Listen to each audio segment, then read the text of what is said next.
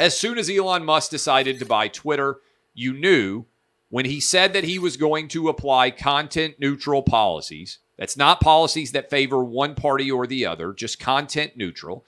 If you want to put it in sports terms, he was going to call balls and strikes right down the middle. There wasn't going to be any favorable treatment in any direction. As soon as Elon Musk got the right to buy Twitter, it was all hands on deck. We have to come after him. He's been a public figure, Elon Musk has, for around 25 years. To my knowledge, there's never been any allegations of impropriety on a substantial level levied against Elon Musk. As soon as he decides to buy Twitter, as soon as he says he's going to make content-neutral policies, and as soon as he says he's going to be voting Republican, suddenly they are after him. And so there's a publication of a story saying that he paid $250,000 to settle a sexual harassment claim. Now, the source for this story is actually hearsay. It's not the woman herself. It's a woman who is a friend of another woman. And the allegation is that Musk offered to buy a woman a horse if she engaged in sexual favors with him. Now, the horse comment sounds like a joke because I just can't imagine that many women out there being like, I wasn't sure if I was going to hook up with this guy or not, but then he offered to buy me a horse and he swept me off my feet. In other words, this sounds like a joke.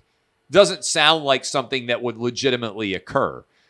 But this is 6 years old. There was a complaint made. SpaceX, I believe it was, paid out $250,000 to settle the claim. Now, $250,000 sounds like a lot of money.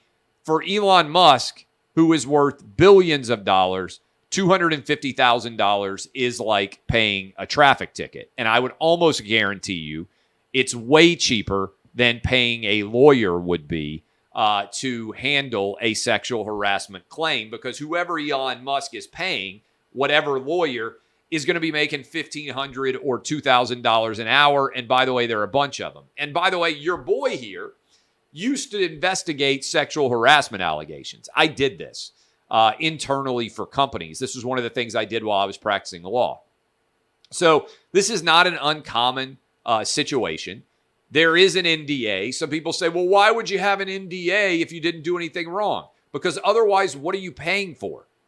If you're paying someone based on their allegation to try to avoid the negative press of the allegation, why would you then allow them to still make the public allegation out there in the larger arena marketplace of ideas if you're paying them not to do it? What are you paying for, in other words, if someone's still going to say something negative about you?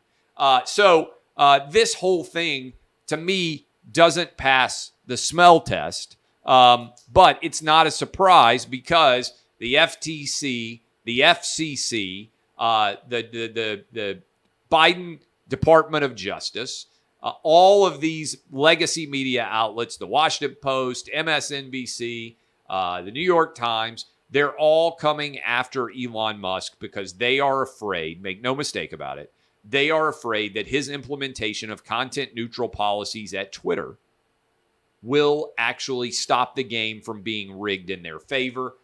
They're furious at the idea that the rig job may not stay in effect.